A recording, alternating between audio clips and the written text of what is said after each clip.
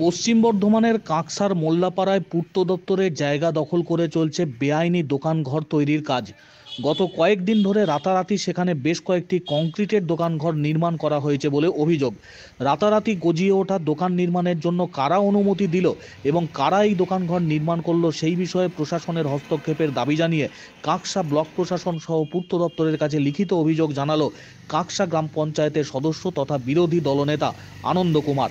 তার অভিযোগ, বেশ কিছুদিন ধরে মোল্লাপাড়া সংলগ্ন এলাকায় পূর্ত দপ্তরের জায়গা দখল করে বেশ কয়েকটি দোকানঘর নির্মাণ করা হয়েছে। ওই এলাকায় বসবাস করেন কাঁকসা গ্রাম পঞ্চায়েতের উপপ্রধান। তিনি কেন বিষয়টি নিয়ে কোনো প্রতিবাদ করেননি এবং কারা এই ঘটনার পিছনে যুক্ত রয়েছে এবং দোকানঘরগুলি কারা বানিয়েছে তার সমস্ত বিষয়ে তদন্তের দাবি জানিয়েছেন বিরোধী দলনেতা। অভিযোগ করেছি বিডিওতে, বিএলওকে, তার সঙ্গে কাঁকসা থানাকে। অভিযোগটা হচ্ছে আমাদের দীর্ঘদিন থেকে মোল্লাপাড়ার পিডব্লিউডি রোডের উপরে কনস্ট্রাকশন চলছে, বেআইনিভাবে কনস্ট্রাকশন, আর পিডব্লিউডির জায়গা দখল করা হচ্ছে। সেই রাস্তা থেকে প্রত্যেক দিন আমাদের কাঁকসা গ্রাম পঞ্চায়েতের প্রধান, উপপ্রধান দুজনেই আসছে, কিন্তু এরা দেখে কিন্তু এদের কোনো প্রতিবাদ নেই।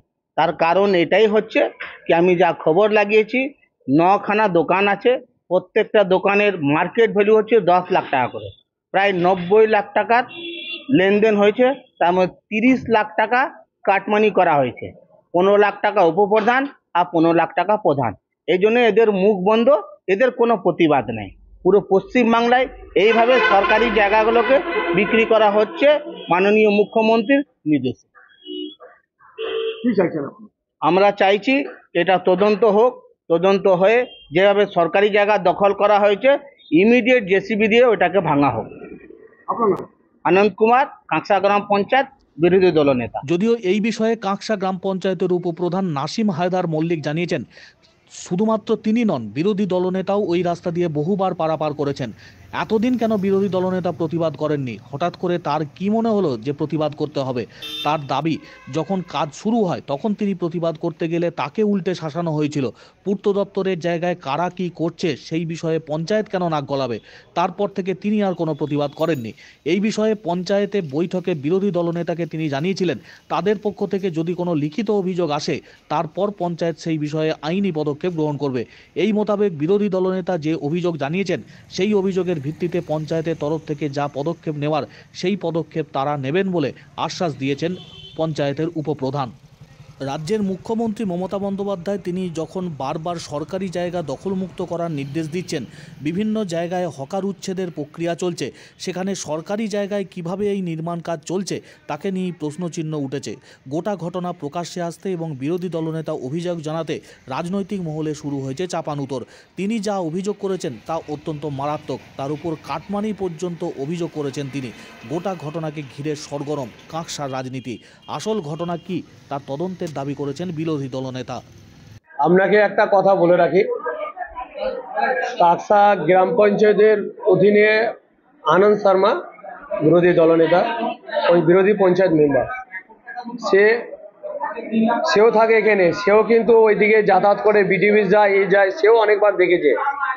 কিন্তু আমি যখন বাড়ি হয় আমি প্রতিবাদ করি, আমি প্রথমে কাজটা রুখে দিই, কাজটা রোখার পর কিন্তু প্রশাসনকে ওরা বুড়ো আঙুল দেখিয়ে ওরা কাজ করে যাচ্ছে। আমি 2-3 বার বাধা দিতে গেলে আমাকে ওইখানে ওরা অনেকজন মিলে ওরা করে আমি ওই জায়গা থেকে সরে আসি।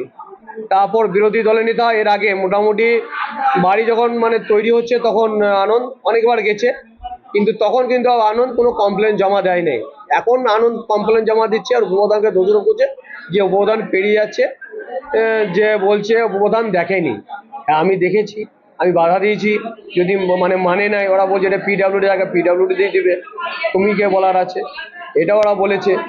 এবারে এই ব্যাপারটা নিয়ে আমি চুপচাপ হয়ে গেছি। বিরোধী দলের আমাদের কালকে জেনারেল বডি মিটিং, সব মেম্বার আমরা ছিলাম, ওই মেম্বারে ওরা তুললো।